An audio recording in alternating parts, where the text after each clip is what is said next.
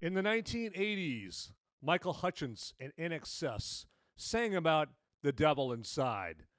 Well, in this episode, the devil gets inside of us, or do we get inside the devil? Hard to know. The mystery is floating around out there still. As I spoiler-free review for you the new movie, Nefarious.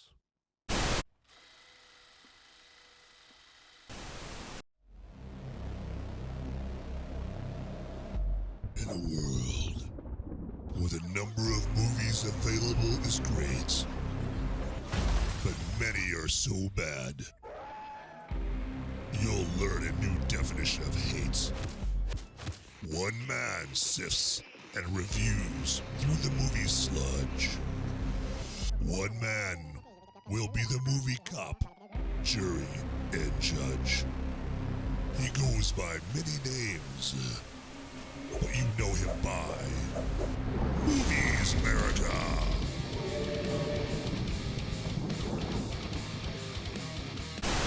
Hey there, my movie maniacs, my fellow freedom-fueled film fanatics. Welcome to this latest episode of Movies Merica with our spoiler-free edition, the spoiler-free review of the movie Nefarious, based on the book A Nefarious Plot by Steve Deace. And I will be getting into all the ins and outs of the evil and malevolence that is within this movie, Nefarious, without spoiling anything, because if there's any movie that should not be spoiled, it's this movie right here, okay? I'm not going to be that guy. You blew it! Don't want to be that guy, okay? But yeah, come on in, get comfortable. You know, the workday is done. Take a load off and kick your feet up, all right? And let's get into Nefarious.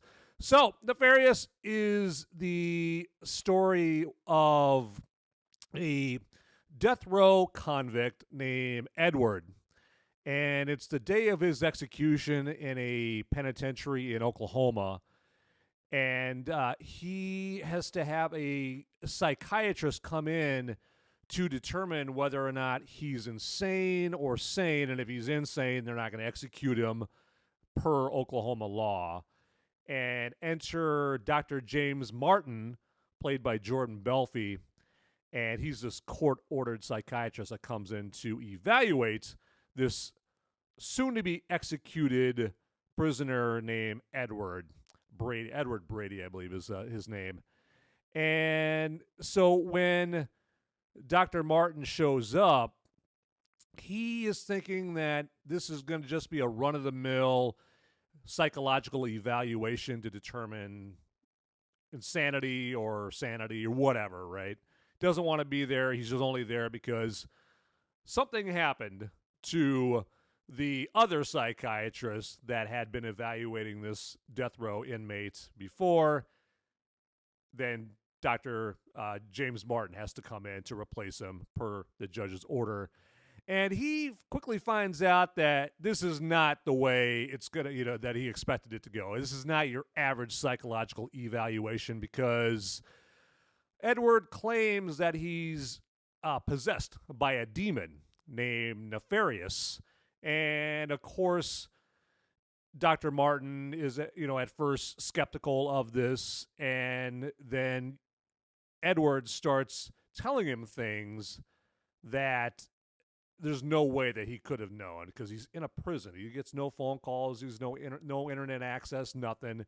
And so through things like that, where Edward knows things about Dr. Martin and things that are actually going on in his life that day, where Dr. Martin's not there, things that there's no way that anybody could know that except for Dr. Martin. Then, Dr. James Martin starts going, man, there is something like immensely evil and malevolent going on here.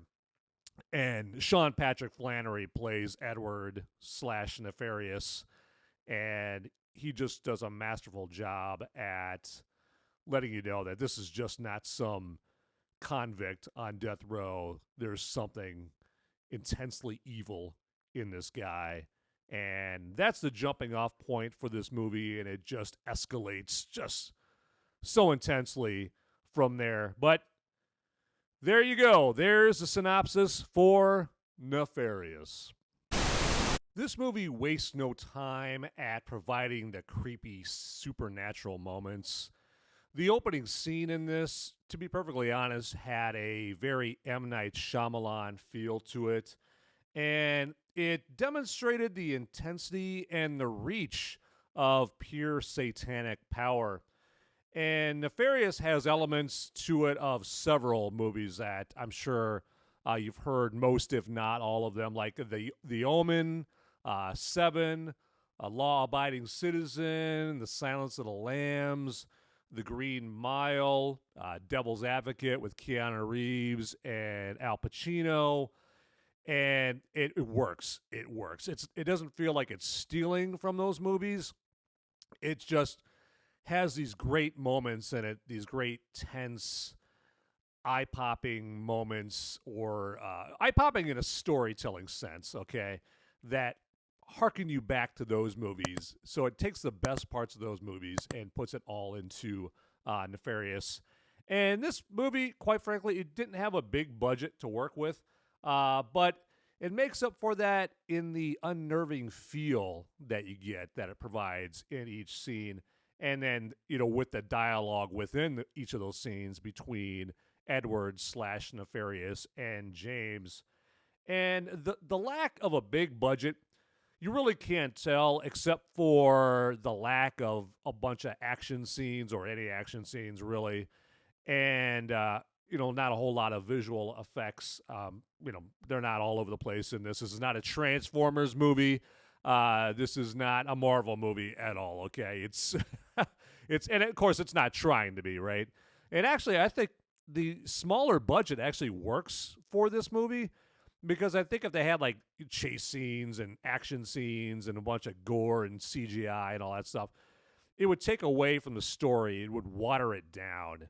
And this movie distills the story and the message it's trying to portray by just being pure and kind of organic and basic, right? But it's only basic just in the fact that it has a small budget. But this movie does a lights-out job at hiding the fact that it has a smaller budget. Wow. And one of the things that draw your attention from the smaller budget is just the polished, compelling acting from everyone in this. And one thing that I've heard about this movie is some people calling it a Christian movie, but it really isn't that. It's just this really intense psychological thriller that has a theological message to it that really everybody, no matter how much they inevitably gripe about it, because there's going to be some people that I call like the intellectually conceited.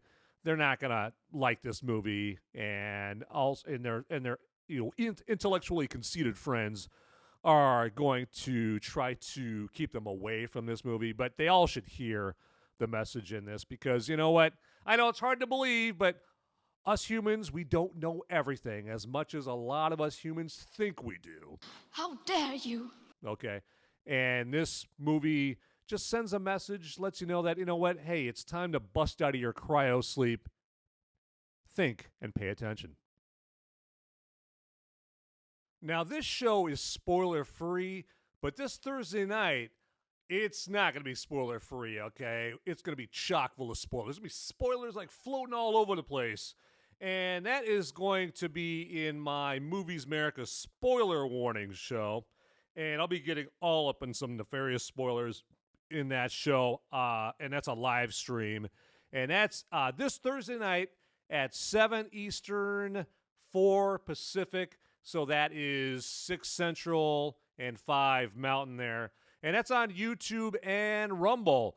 Now, I would encourage you to join it on Rumble, because, Rumble is where the cool kids, the cool club vibe is at, where YouTube is just the nasty, old, stale location that, thinks that we're all children and they need to censor speech and censor content and all that. They don't think we're adults and we can decide for ourselves what we want to watch, okay? And where Rumble's just like, hey, you know what? You guys are adults. You're fully capable of deciding what you want to watch, what you don't want to watch. So I would join on Rumble. That's the place to be right there. And also, you can find it on Rumble just by searching Movies Merica. Now, YouTube, it gets a little bit more complicated because if you try to search for Movies Merica, it tries to search for Movies America, and then right underneath where you put in Movies Merica, there's a search instead for Movies Merica link, and you just got to click on that, and it'll basically get the right search going on, and you'll be well on your way. Yeah, so just search like that. And again, it's this Thursday night at 7 Eastern, 4 Pacific, 6 Central, 5 Mountain. And again, it's called Movies Merica. Spoiler warning. And I hope to see you there. I'll come right out and say it. Not just because I hear a bunch of other people saying it, but it's because I truly believe it. Sean Patrick Flanery as Nefarious / Edward in Nefarious, he most definitely needs to be nominated for Best Actor for an Academy Award. It'll never happen. It'll never happen because Hollywood's going to hate this movie, okay? They tried some things that I'll get into a little later on to stop this movie from being filmed, from even being made. And it turns out they had a little help from some hellish forces as well. But Sean Patrick Flanery, most people are going to know him best as Connor McManus from the classic movie The Boondock Saints, with him and Norman Reedus and Willem Dafoe from back, 1999, where, he plays one of the McManus brothers, one of the Boondock Saints. But he was also like in Dexter. He played like a private investigator in Dexter, and he's been in all kinds of stuff. I saw a movie that I'd never seen before a couple weeks ago called Phantom, and lo and behold, Sean Patrick Flanery just showed up in that movie. It's like, whoa, that's Sean Patrick Flanery. Like, wow, I'm going to get to see him in Nefarious coming up here in a couple weeks. And here he is in this submarine movie with Ed Harris and David Duchovny and others in that. So he was, he was good in that, not near as good as he is in Nefarious. I mean, because like I said, this is like an Oscar-nominated role. I mean, where he needs to be nominated for an Oscar. But again, he's not. It's never going to happen. Never. But one of the ways, or one of the pieces of evidence that illustrates just how good his performance is in this is, so Edward is just a human man, okay? And then he also plays another role where he plays Nefarious, the demon, or Nefariamus, but Nefarious for short. And he just does an excellent job at making you feel extreme pity for Edward. Because Edward is just a human that's convicted of killing 6 people. And he's just this weak, physically weak-minded, almost childlike, just like a stunted knowledge or stunted mental faculties, right? And Edward is just scared out of his mind. He's scared out of his wits because in the movie he keeps saying that I didn't kill these people. I was possessed, and this demon, he controlled my body and made me do these evil, terrible things. And he makes me do evil things in the prison. He made me kill these 6 people. And so he's like just this human vessel that is scared out of his mind. And Sean Patrick Flanery also plays Nefarious, who likes to screw around with Edward and put him through pain and torture and just torture him psychologically and physically. And so poor Edward is just sobbing and scared out of his mind, and Nefarious is just getting his rocks off, just torturing this poor guy. And so Sean Patrick Flanery does a great job of making you feel extreme pity, like I said, for Edward, and just making you hate Nefarious with the heat of 1,000 suns. And yeah, again, I know I've said it a lot already, but that is an Oscar nominated or a performance worthy of an Oscar nomination right there. Now, due to the subject matter of Nefarious, dealing with satanic forces and demon possession, and just the nature of the theological message behind this, where it sheds a lot of light on how the devil and his demons affect all of us here on earth. It was clear, or you could understand like why. I know it sounds fantastical, and especially people of science and intellect, they're like, oh, there's no way this is true. You're just you're believing in fantasy land and fantasy tales and whatnot with this. But as you imagine, the forces of hell would not want a movie like this out there if this movie was onto something as far as how the devil influences us humans and causes us to sin, and how it corrupts us, right? And has us sinning without really realizing it. And so there's all kinds of supernatural phenomenon that happened that almost stopped this movie, okay? It hampered the production, hampered people involved with the movie. And so I'm just going to read a few of the things that happened, okay? And this isn't proof that Satan and his demons did all this stuff, but when you hear the nature of these things, I mean, if you keep an open mind, you can't help but think like, oh, these are hellish things. This is hellish phenomenon right here. So let me get into this list of things that happened. Okay, so during the filming, there was an eerie windstorm that erupted during the scenes that depict how the devil operates here on Earth. When those scenes were shot, the wind howled so audibly and hard that it caused the studio to shake, making the sound recordings unusable. In the words of Chuck Konzelman, one of the film's two directors, we would stop shooting a scene because of the groaning of the building, and as soon as we said, cut, the wind stopped. The moment we began reshooting, it started as fierce as ever. And the Oklahoma Department of Transportation even declared the storm the highest velocity of sheer force winds ever recorded. So that's one thing that happened. Several weeks ago, the film's executives were in a marketing and promoting campaign in their California office. The wind began blowing so hard that, check this, the roof blew off the building. What? The crew of this movie, numbering only 60 people, was involved in 8 car wrecks during the film's production. Many of the crew were hit with COVID-19 infections. So what, right? Many people all over the world got COVID-19. But in these cases, these infections among the crew were so bad that production halted for almost 4 months, nearly bankrupting the project, and then private investors willing to inject money into the venture had to be found to save it. Let's see here. This one, okay. Let's go, I'm bored, let's go. All right. So then they had a lot of malfunctions with electronic equipment, and it was constant. Hard drives ceased operating, audio equipment stopped working, and cameras would not record. A Newsweek reporter tried to record an interview with Cary and Chuck, the directors and writers of the movie, and it failed. This Newsweek reporter tried again on a different occasion with the same result.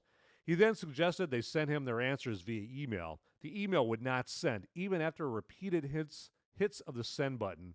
Only after they prayed did it actually send.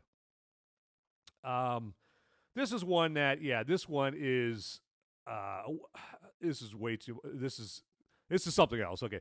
So Chuck and Cary, again, the directors and the writers, desired the film's release date to be in April because of its closeness to Passover and Easter. They settled on April 14th because of the low amount of movies being released that weekend.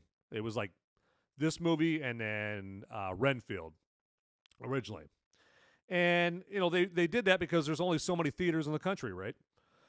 So at that point, when there was just Renfield and Nefarious, the theaters guaranteed Nefarious 1,800 theaters. However, shortly after the April 14th release date was settled for Nefarious, 6 other movies just suddenly decided to open that same day. What? And that increased the movie total of that day to 18, making the month of April the most crowded April in movie history. Okay. And among the movies that launched is one that I'm sure you may have heard of. It's the Russell Crowe movie, The Pope's Exorcist. And originally, they had planned for an October 13th release, but I think October 13th last year, because the Pope's Exorcist has been filmed for a long time. It's been sitting out there. And I think that they were going to originally go with October 13th last year. And then I think they moved it to April 7th. Moved it to April 7th. And then they decided, well, they didn't want to go up against Super Mario Brothers, which I don't buy that because it's not exactly like they're competing for the same audience, right? You've got this Pope's Exorcist demon possession movie, gore and blood and the devil and the exorcist doing exorcism and whatnot. That movie's not exactly competing for all the little kiddies and their parents that are going to go see the Super Mario Brothers movie, so I don't buy that argument for a minute. But yeah, so those are, and there's if you look up, articles, just keywords of like nefarious, supernatural phenomenon, stuff like that, you'll see that there are many more instances or phenomenon that happen that threaten to shut down the production. Just this week, Steve Deace, the writer of the book, A Nefarious Plot, that this movie is based off of, he just suddenly got like an upper body infection that knocked him out and nearly killed him this same week that this movie is being released. But yeah. So something's rotten in Denmark or something's rotten in hell, to put more of a point to it. And I think the evil dude down there in the fiery chasm of hell did not want this movie to be made. All right, everybody. Hey, I really appreciate you being here for this episode of Movies Merica. And since you're here already, why don't you go down there and hit that subscribe button here for this channel, and then hit the like button for this episode if you would, okay? And then also hit that notification bell that's just calling to you to click on it, okay? And a notification bell, the whole reason to click on that is so that you get notifications when a brand new episode of Movies Merica is ready and hot and steaming, ready for you, okay? Piping hot coming out of the Movies Merica episode oven, all right? And then also get in the comments, okay? Get down in the comments down below this episode on YouTube or Rumble, and let me hear from you. Let me know, if there's something that you like the best about Nefarious, something you like the least. Did it affect you in any way? Did you like the messagings? Whatever you can think of. It doesn't have to be about Nefarious. It could be about anything. I just want to hear from you down in the comments. That would be fantastic, okay? And then also want to let you know about our website, TDPN, as in Till Death Podcast Network, tdpn.locals.com. And that's where we have all kinds of content that you can't see anywhere else. Okay, it's exclusive to tdpn.locals.com, and we got articles and videos and blogs all about movies and music, hot button issues and politics. You get a little bit of everything there, okay? And it's just the kind of content where it's going to make you laugh. It's going to make you, whoa, that sounds great. Whoa, what am I watching here? It's going to elicit those kind of reactions out of you, okay? I promise you. But go check it out. And there's a lot of content on there that is only available for supporters on that website. And so all you got to do is go there and put in promo code TDPN, and you're going to get a free month of tdpn.locals.com. And then after that month, it's just $3 minimum for having access to all the premium content. One of the premium things that we're going to be doing is what I call Movies Merica Mad Libs. And it's where I'm going to write a script, and I've already created 3 characters for this movie script. And we've got our first scene, and for these 3 characters, I'm writing the first few lines. They're all talking to each other in a bar. That's the setting, is it's at a bar. And I'm going to write the first few lines to kind of get everything running, right? And then you, if you're a premium member, you can get on tdpn.locals.com and you could write in the other lines, okay, to continue the story. Pardon me?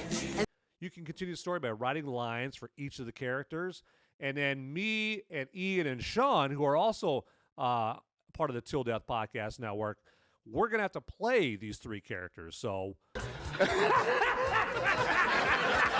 we're going to each play a character. We don't know which character each of us is going to play. We're going to pick out of a hat later on. And we have to read whatever you write, okay?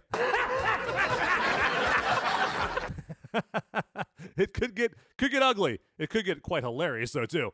And we'll have to read whatever you write, and we're going to do that in a table read on the Movies Merica Spoiler Warning live show down here sooner rather than later on YouTube and Rumble. We're going to be doing a table read where you can watch us making asses of ourselves reading whatever lines you write, but you can't write any lines unless you're a tdpn.locals.com supporter. All right.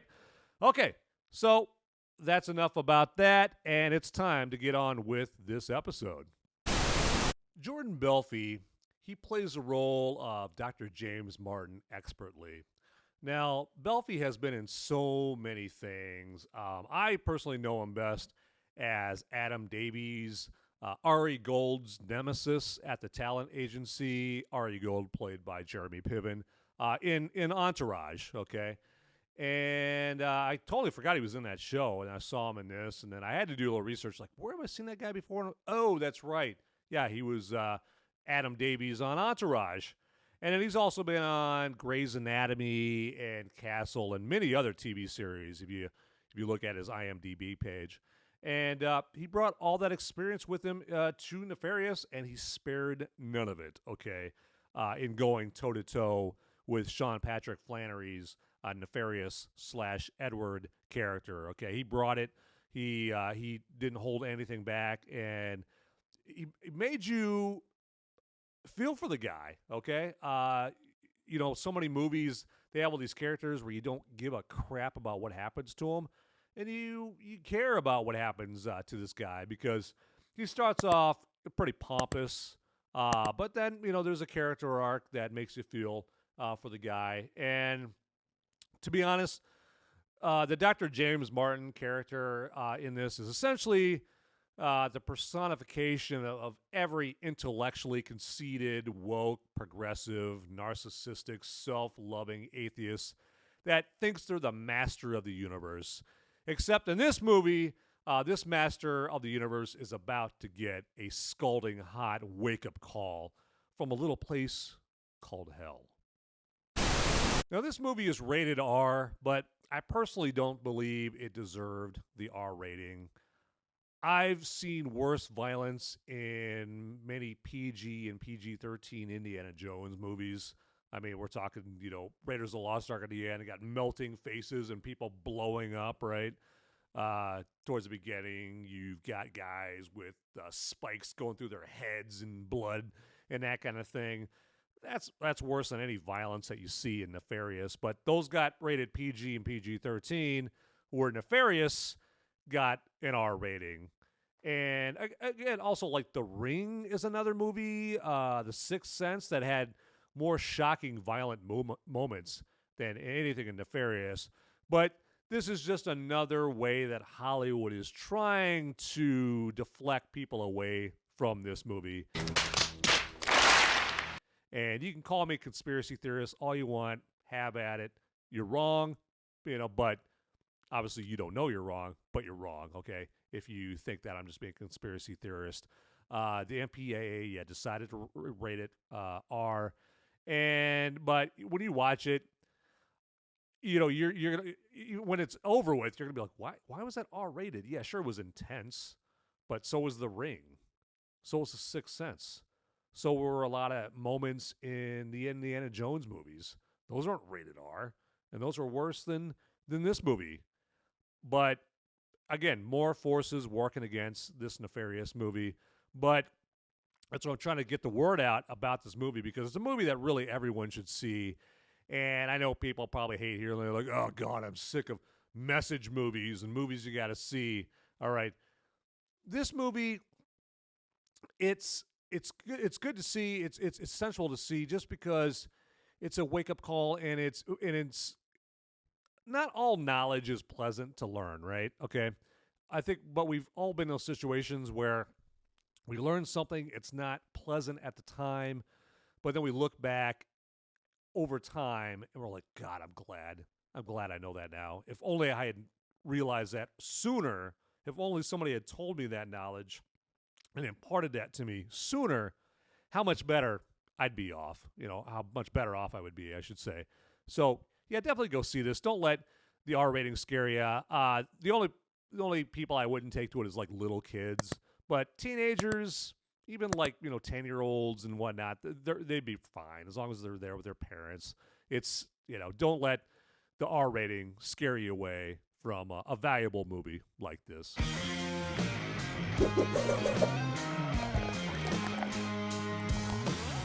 That's right. Step right up to the bar. It's Brew review time. Yes, I know you've been waiting for it.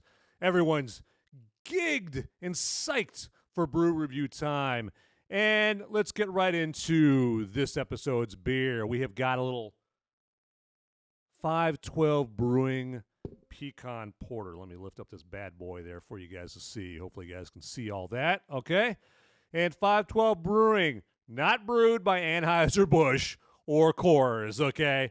You can rest easy. All right, I made that mistake last week with the Presidente, and I made a very solemn apology for it on the Movies Merica spoiler warning from last week about the Super Mario Brothers movie. So if you want to see me pathetically apologize, in a joking way, of course, for that, you can check that out. But we got 512 Brewing that made the Pecan Porter here at 512 Brewing is a brewery out of Austin, Texas. So, yeah, keep Austin weird.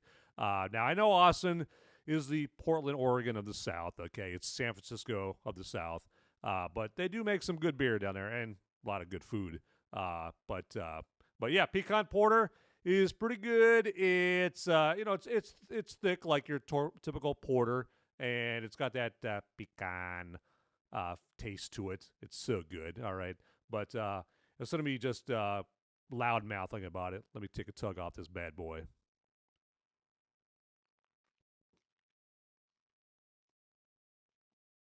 Oh, yeah. So good. I wanted to keep on drinking, but I didn't want to keep you guys waiting, okay? All right?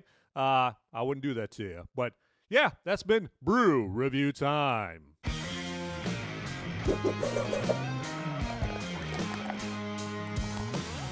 The soundtrack by Brian E. Miller would indeed make Hans Zimmer and James Newton Howard proud. Now, of course, Hans Zimmer and James Newton Howard, they teamed up to do the Batman Begins and the Dark Knight soundtracks, and then Hans Zimmer did the Dark Knight Rises by himself. James Newton Howard, my favorite soundtrack from him on his own is The Fugitive, the Harrison Ford, Tommy Lee Jones movie, The Fugitive. James Newton Howard did the soundtrack to that. He also did the soundtrack to a movie that me and like 3 other people have seen called Grand Canyon back in the early 90s that I thought was really good. But Brian E. Miller, the composer for Nefarious, he harkens a lot back to Hans Zimmer and James Newton Howard's sound, and it pays off. I loved it. I thought the soundtrack was phenomenal, because a lot of times with these lower budgeted movies, especially movies that are labeled, in this case incorrectly, a Christian movie, the soundtrack is just corny and it's poorly mixed and it just sounds terrible. But neither is the case with this score right there. They really wanted this movie to be good, including the soundtrack. And the soundtrack, it wasn't too overpowering, and it was a massive part of giving Nefarious this major movie studio feel to it. You didn't ever get the impression that, oh, this is a movie that's made by, a crew of 10 dudes or ladies, and, for a shoestring budget, and they're just kind of half-assing it, or they just don't have the equipment and the know-how to make a polished, professional movie that looks big budget, but they pulled it off. They pulled it off even with the small budget that they had. They pulled it off and they made this movie, look like, something from Sony or Paramount or 20th Century Fox, right? Sorry, 20th Century Studios now. And so immediately when the movie starts and you see all the production company logos coming on the screen at the very, very, very beginning of the movie, the Brian E. Miller score just lets you know that this movie is going to be dark, okay? It's going to bring the darkness. And there is a powerful musical moment towards the end of this movie that had me thinking about Hans Zimmer's Inception soundtrack, because there's a part in the score that just hits so hard in the exact right moment, in the perfect moment, okay? And it was just a musical masterstroke. Okay, everybody, hey, you're doing me a solid by watching or listening to this episode of Movies Merica. Let me do a solid for you by telling you about Nature Clear Recovery Powder. You may be asking, what's Nature Clear Recovery Powder? Like, this guy's hawking something else here. No, you're going to be glad I told you about it, because Nature Clear Recovery Powder comes in handy when you're going to go out partying, you're going to have a few too many, whether it's too much booze, or it's a little too much booze, or smoking, or vaping, or whatever. And if you take this powder, you like throw it in a bottle of water and you just chug it before you go out. Then you don't have to worry about getting this hangover and just feeling sluggish and all that from too much partying that night, having a few too many. But the great thing about Nature Clear is if you happen to forget to take it beforehand, don't worry. Ease your mind. Nature Clear has your back. You just have to take it after you go out for a hard night of drinking or too much smoking or vaping and whatnot. And you're good to go if you take it afterwards as well. And so right now, all you have to do is click on the Nature Clear link in the description of this episode. And then once you get in there, just pick what you want to buy, get it in the cart, and then in the promo code field, put in promo code MOVIES. Yes, let me say it real slow. Movies. Yeah, that was okay. That sounded creepy. I gotta stop doing that. So now you're not gonna want to buy it. So put in promo code MOVIES and you're gonna get up to 25% off Nature Clear Recovery Powder. So be prepared, all right? Don't be like every Tom, Dick, and Harry that goes out partying and they wake up with a diamond splinter headache, okay? You're not going to do that. You're not going to have to worry about that because you've got Nature Clear Recovery Powder in your arsenal, all right? So get out there and get some of that there for yourself. You're going to be thanking yourself later, believe me. Okay, my fellow movie maniacs, my fellow freedom-fueled film fanatics, let me remind you again, if you would, to subscribe to this channel and like this video, and then also hit that notification bell, okay? And then also get down in those comments. Get cozy, get cuddly down in those comments right there. Get to know those comments. And, let me hear from you. Let me know, hey, what did you think of Nefarious, and what's your favorite part? All that stuff, okay? Just anything. Or if there's a movie that you want me to review, let me know that down there. Or, hey, your top 5 MCU movies, or your top 5 Bruce Willis movies, whatever you want, okay, down there. Get in the comments and do that. Also, again, a reminder to go to tdpn.locals.com, and you can get a free month of tdpn.locals.com access if you just put in promo code TDPN there, and just support what we're doing, because we're providing a service for you, because I want to help keep you away from the bad movies, right? You got money that you don't want to waste on stuff, right? I'm trying to help you save money by just seeing the good movies like Nefarious, and not see the bad movies, we'll say Eternals or something like that. So yeah, it's the first movie that popped into my mind when I thought of bad movies. But anyway, so tdpn.locals.com. Check it out. All right, on with the show. So as you can tell, I would definitely give you my recommendation to go see Nefarious. It's one of those movies where I think you got to go see it. Okay, this isn't one of those movies where it's pretty good, and if you want to go see it, you can go see it. No, I think you really do need to see it because I think you're going to be thanking me after you see it. It's that good, and I'm trying to communicate to you that it's good without overdoing it. I'm probably failing miserably because I hate it when people build up movies, and I probably otherwise would have liked them better, but because they built them up so much, it lets me down, and they forgot, hey, you're supposed to under-promise and then over-deliver instead of the other way around. But yeah, check out Nefarious. Also, Steve Deace, I mentioned his name earlier. Again, he wrote the book, A Nefarious Plot, that this movie is based off of. And check out his show, The Steve Deace Show, on Rumble.